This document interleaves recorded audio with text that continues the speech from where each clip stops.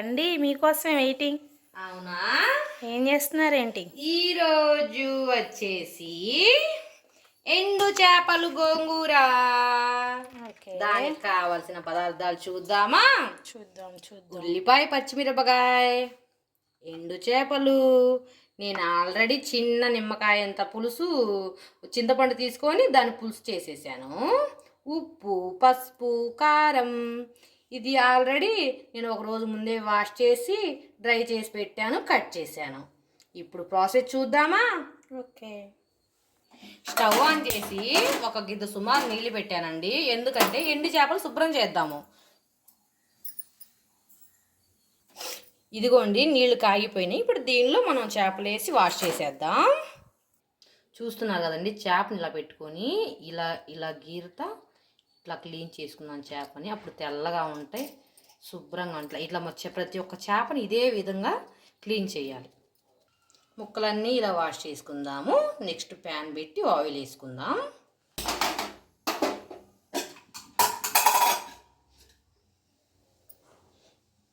మేము ప్రతి వీడియోలో ఆయిల్ అయితే చూపించట్లేదండి.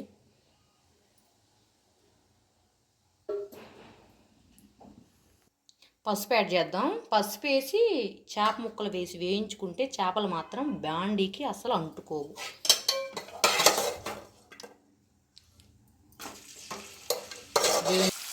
చేప ముక్కలను వేయించుకుందాము. వేగిపోయినాయండి, ఇదిగోండి ఇట్లా రెడ్ కలర్లో రావాలి. ఇప్పుడు తీసుకుందాము. నెక్స్ట్ ఉల్లిపాయ, పచ్చిమిరపకాయ ముక్కలు వేయించుకుందాం. ఆల్రెడీ మనం పసుపు వేసాం కదా, అవసరం ఇంకొంచెం వేసుకుందాం. కొంచెం సరిపోతుంది, ఇందాక వేసేసాము. ఇప్పుడు వేయిద్దాం వాటిని.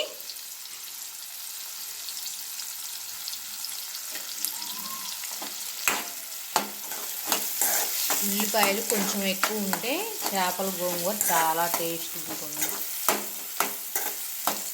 మేము పెద్ద ఉల్లిగడ్డ కోసామండి, పెద్దది.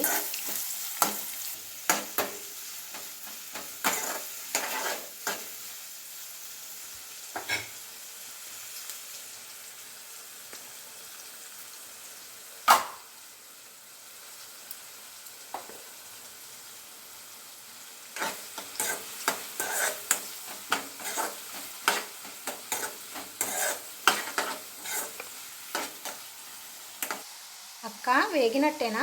వేగిపోయినాయిరా, ఇదిగో ఇలా వేగిపోవాలి. వేగినట్టే. ఇప్పుడు దాంట్లో మనం తీసుకున్న చింతపండు గుజ్జు వేసుకొని, చింతపండు ఆల్రెడీ ఇందాకే తీసేసానని చెప్పా కదా, దాంట్లో వేసేసాను. అంతేనా?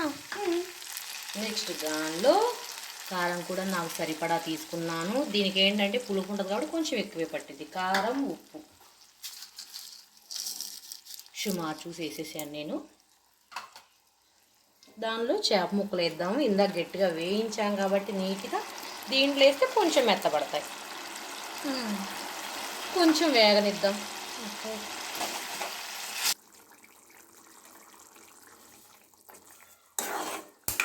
అక్క, మా కరివేపాకు మర్చిపోయావు కదా నువ్వు.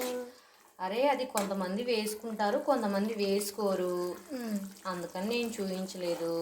మనం వేసుకుంటాం కదా, చూయించు. వేసుకుందామా? వాళ్ళు ఆప్షనల్, వేసుకుంటే వేసుకుంటారు, లేదంటే లేదు. తప్పేముంది, మన ఇష్టం కదా. అయితే మనం కూడా యాడ్ చేద్దాం. దీంట్లో వేసుకుంటే ఇంకా ఫ్లేవర్గా కూడా ఉంటుంది. ఇట్లా పైన వేసుకుంటే చాలా ఫ్లేవర్ ఉంటుంది.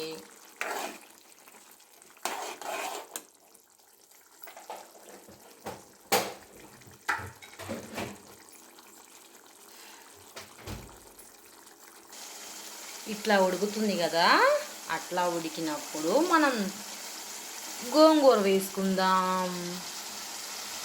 సిమ్లో పెట్టేసి వేయించుకుందాము ఒక 5 నిమిషాలు లేదా 10 నిమిషాలు. చూశారు కదండి, ఇంకా గ్రేవీ ఉంది, ఇంకా కొంచెం సేపు వేగాలి. ఎండు చేపల గోంగూర రెడీ అయిపోయింది, వేయించేసుకున్నాము. ఓకే, ట్రై చేయండి. నచ్చితే లైక్ చేయండి, షేర్ చేయండి, సబ్స్క్రైబ్ చేయండి. Thank you.